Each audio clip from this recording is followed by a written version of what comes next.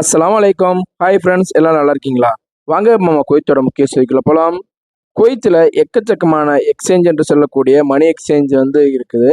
இவங்க நிறைய பேர் மணி லாண்டரிங் இந்த மாதிரி ஒரு மிகப்பெரிய பிரச்சனையில மாட்ட போறதா அரப் டைம்ஸ்ல செய்தி வெளியிட்டிருக்காங்க. ஸோ கரெக்டா கணக்கு வழக்குகளை காட்டாத எக்ஸ்சேஞ்சுகள் மீது தண்டனைகள் விதிக்கப்படும் அப்படின்னு குவைத்தோட அரசாங்கத்தின் சார்பில் தெரிவிச்சிருக்காங்க. ஜஹ்ரா மருத்துவமனையில் ஒரு நபர் அனுமதிக்கப்பட்டிருக்காரு. ஸோ இந்த நபர் அனுமதிக்கப்பட்டு அவருக்கு ஹார்ட் அட்டாக் அப்படின்னு சொல்லி அவர் இறந்தும் போயிட்டாரு. அவருடைய ஐடென்டிட்டி செக் பண்ணி பார்க்கும்போது அவர் அட்மிட் ஆகும்போது கொடுத்த ஐடி அவரோடதே கிடையாது. அவர் நண்பரோட யாரோ ஒரு ஐடியை கொடுத்து அட்மிட் ஆகி இந்த மாதிரி இறந்திருக்காரு.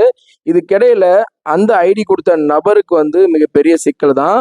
ஸோ நம்ம கூட நிறைய பேர் பார்த்துருப்போம். நான் கிளினிக் போகிறேன், உன்னோட சிவில் ஐடியை கொடு, நான் டோக்கன் எடுத்து தரேன் அப்படிங்கிற மாதிரி நிறைய பேர் கேட்பாங்க. தயவுசெய்து அந்த மாதிரி பண்ணாதீங்க. ஸோ இதுக்கிடையில இந்த இருந்த நபர் யாரு என்ன இந்த மாதிரி கோணத்துலையுமே நிறைய சிக்கல் இருக்கு. எதுக்காகன்னா அந்த நபருக்கு விசா இல்லைன்னு தெரிய வந்திருக்கு. ஸோ இந்த மாதிரி மிகப்பெரிய பிரச்சனை மாட்டிக்கிட்டீங்க அப்படின்னா குவைத் அரசு கண்டிப்பா ஜெயிலில் போறது உறுதி தான். குவைத்தோட அரசு சார்பில் தெரிவிச்சிருந்தாங்க, நேற்று ஜூன் 30 அம்னிஸ்டி பீரியட் முடிஞ்சு இன்னிலேருந்து அதிகப்படியாக செக்கிங் இருக்குன்னு. இன்னைக்கு காலையிலே நம்ம நிறைய செக்கிங்கை பார்க்க முடிஞ்சிச்சு.